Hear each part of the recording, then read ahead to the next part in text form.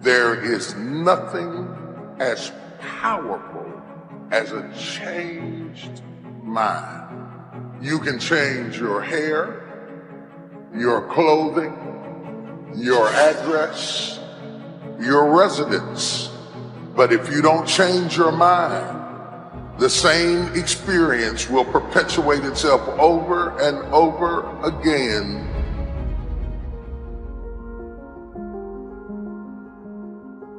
You know, nothing happens unless you change. So change is not our enemy, it's our friend.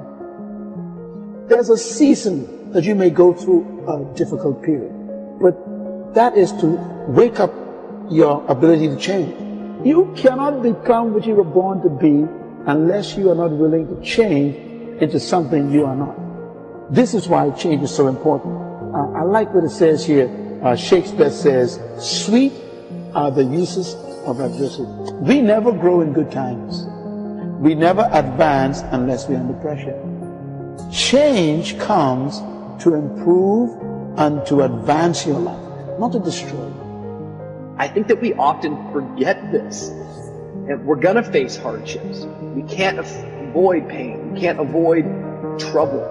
All we can do is prepare our mindset so that we don't get overwhelmed by our circumstances. A lot of people, when they have a negative circumstance take place in their life, they react negatively to it. And that seems almost natural. In fact, that is natural. Something negative happens to me, my reaction back to it is negative.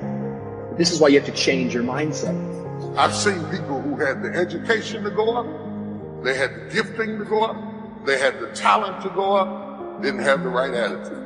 And eventually, if that attitude, if that heart, if that invisible part isn't right, you can have all the talent in the world, but you will always end up getting spoiled by your own attitude. Yes, you'll get the opportunity. Yes, you'll get the job.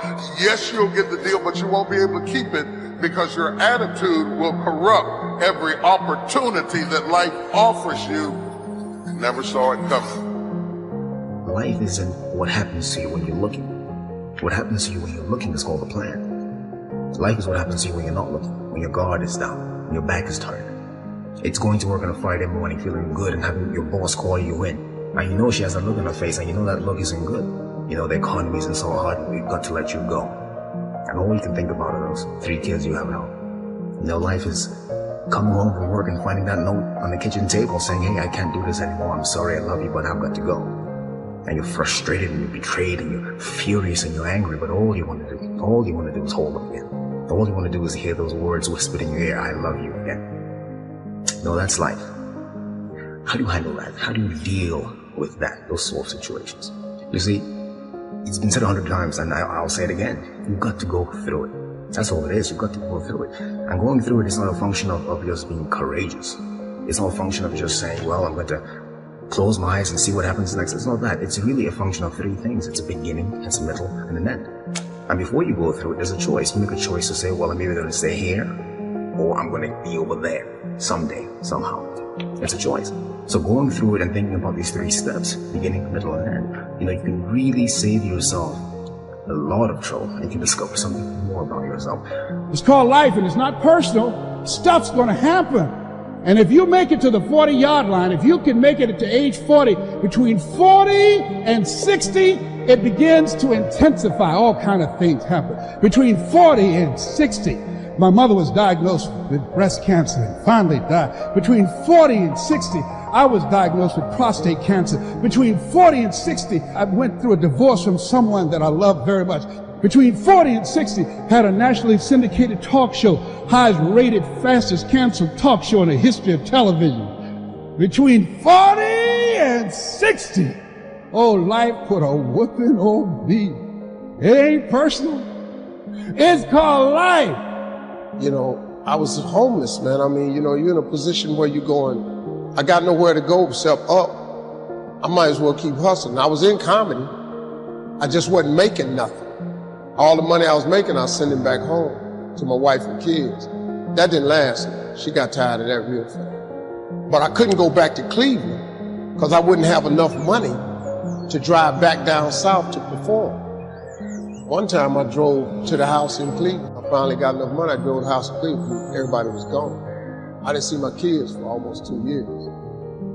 They just left, boarded up the house. So next thing you know, I'm in the car. I lived there, but it taught me determination, man. I'm a really, really determined person. It also taught me that no matter what happens to you, it ain't over.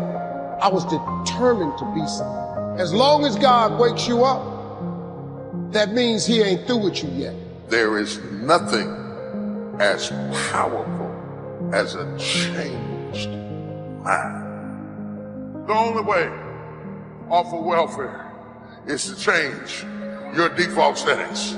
The only way to get a good education is to change your default settings. As long as you're programmed with what you can't do and what you can't be and what you can't have, you will never get up.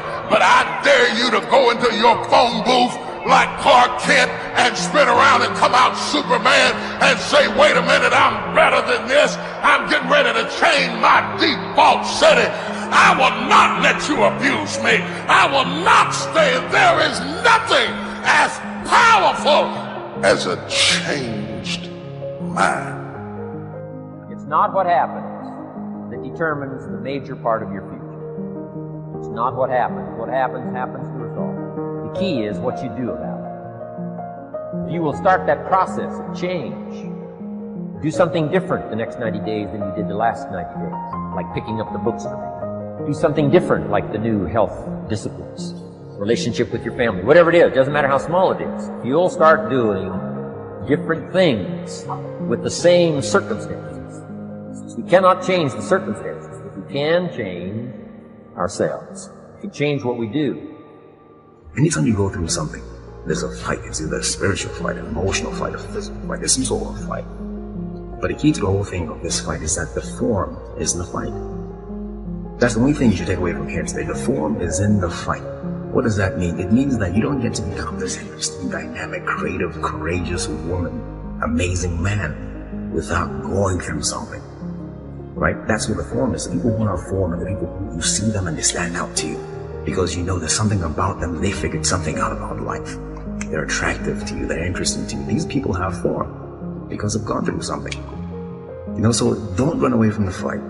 Meaning, go through it. Don't be afraid to go through it. Get through it, because at the end of getting through it, I guarantee you there's at least one thing you discover about yourself.